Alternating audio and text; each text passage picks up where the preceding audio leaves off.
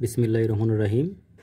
আমরা আজকে দেখব ফান্ডামেন্টাল অফ ম্যাথমেটিক্সের আরও একটা সমাধান। যে প্রশ্নে বলা আছে, দেখাও যে n+1 তার পাওয়ার n greater than 2n into n factorial, যেখানে n বিলংস টু n। তো প্রশ্নটা দেখে তোমাদের কঠিন বলে মনে হওয়ার কোনো কিছুই নেই। তো এটাও আমরা am এবং gm সূত্র দ্বারা করতে পারবো। এখানে তো প্রমাণ আমরা জানি,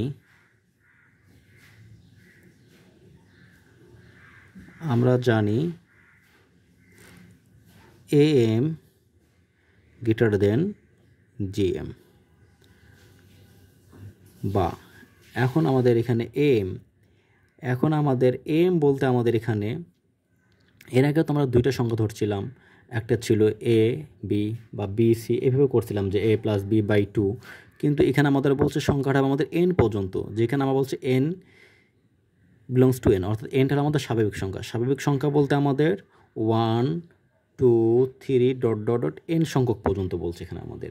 তাহলে আমাদের am অর্থাৎ এর যোগফল হবে আমাদের 1 + 2 + 3 .. n পর্যন্ত, বাই এখানে আমার হয়ে যাবে n। কারণ আমরা জানি যে দুইটা সংখ্যা হয়, তাহলে এই ক্ষেত্রে আমরা দেখছিলাম a+b/2, অর্থাৎ সংখ্যা দুইটা ছিল 2/2 হয়ে গেছে। কিন্তু আমাদের এখানে 1+ যদি একাধিক সংখ্যা থাকে এবং সংখ্যাগুলো যদি আমাদের n পর্যন্ত হয়, তাহলে আমরা বাই হবে n। যদি তিনটা সংখ্যা থাকতো তাহলে বাই 3 হয়ে যেত। তাহলে আমাদের গ্রেটার দেন, এবার আমরা gm এর ক্ষেত্রে এগুলো আমাদের কী করতে হবে, গুণ করতে হবে। তাহলে আমরা জানি 1 × 2 × 3 .. এবার আমরা দেব পাওয়ার 1/n। কেন দিলাম? আমরা দুইটা সংখ্যার ক্ষেত্রে দেখছিলাম ab ছিল গুণফল, দুইটা সংখ্যার জন্য রুট হয়ে গেছিল। বাট যখন আমাদের একাধিক সংখ্যা হবে তখন আমরা লিখব ab 1/n। যদি এখানে আমার 3 হইতো তাহলে 1/3, যদি এখানে আমাদের চারটা সংখ্যা হইতো তাহলে তারে পাওয়া 1/4 দিতাম এখানে আমরা। আশা করি তোমরা বুঝতে পারছো এখানে। বা এখন তোমরা যদি দেখো, এইটা আমাদের সূত্র পড়ে গেছে, যেটা তোমরা ক্লাস 9-10 মধ্যে তোমরা দেখছিলা ধারার অধ্যায়ে, যে 1 + 2 + 3 .. n, অর্থাৎ আমাদের n সংখ্যক স্বাভাবিক সংখ্যার সমষ্টি। তো আমরা জানি n সংখ্যক স্বাভাবিক সংখ্যার সমষ্টি দেখছিলাম আমরা সূত্র n × n+1। তাহলে এটা পরিবর্তে আমি লিখতে পারি n × n+1 বাই n এর n গ্রেটার দেন 1 2 3 ... n। এটাকে আমরা লিখতে পারি ফ্যাক্টোরিয়াল n, লিখতে পারি ফ্যাক্টোরিয়াল n তারপর 1/n।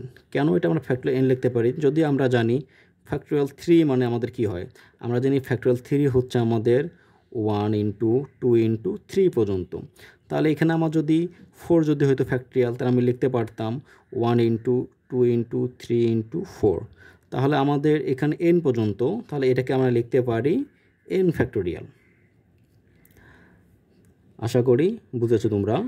তাহলে এখন আমরা যে প্রমাণের দিকে তাকাই, প্রমাণে আমাদের আছে n ফ্যাক্টোরিয়াল, বাট এর কোনো পাওয়ার ছিল না। বাট এখানে আমাদের আছে 1/n, এই পাওয়ারটাকে আমাদের দূর করতে হবে।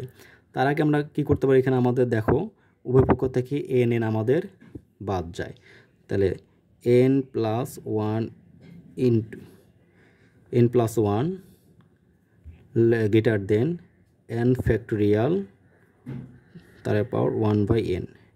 এখন আমাদের যে কাজ হবে সেটা হলো আমাদের, এখানে আমি ভুল লিখছি, যে আমরা জানি n × 1 + 2 + 3 .. n স্বাভাবিক সংখ্যার সমষ্টি ছিল n × n+1/2, n এর আমাদের n, তাহলে এখানে আমাদের হচ্ছে /2। তাহলে এখন আমাদের যা করতে হবে, আমাদের প্রমাণে দেখো n ফ্যাক্টোরিয়াল আছে আমাদের, অর্থাৎ n ফ্যাক্টোরিয়াল এখানে পেয়ে গেছি, কিন্তু আমাদের পাওয়ার 1/n আছে। তাহলে আমাদের এই পাওয়ার 1/n এটাকে বাদ দিতে হবে। তাহলে 1/n বাদ দেওয়ার জন্য আমরা যে উভয়কে পাওয়ার যে n দ্বারা গুণ করি, তাহলে n এখানে চলে যাবে, n ফ্যাক্টোরিয়াল পেয়ে যাবো এখানে আমরা। তাহলে এখন আমাদের যা করতে হবে, পাওয়ার n দ্বারাও গুণ করতে হবে। তাহলে আমি লিখতে পারি n+1 তার পাওয়ার n বাই 2 এর power n, n factorial 1 by n into n, উভয়কে পাওয়ার n দ্বারা গুণ করলাম এখানে আমরা। তাহলে আমাদের এখানে থাকলো n প্লাস 1 n বাই 2 এর পাওয়ার n গ্রেটার দেন আমাদের n চলে যায় n ফ্যাক্টোরিয়াল। এখন যদি এটাকে আমরা আর গুণন দেই আমরা, তাহলে n প্লাস 1 পাওয়ার n greater than n factorial 2n। অতএব আমরা লিখতে পারি n plus 1 greater than 2n n factorial, যেটা আমাদের প্রমাণে ছিল আমাদের। তাহলে আশা করি তোমরা বুঝতে পারছো ওটা। তো আগামীতে অন্য কোনো ভিডিও নিয়ে তোমাদের সামনে হাজির হব। আজ এই পর্যন্ত।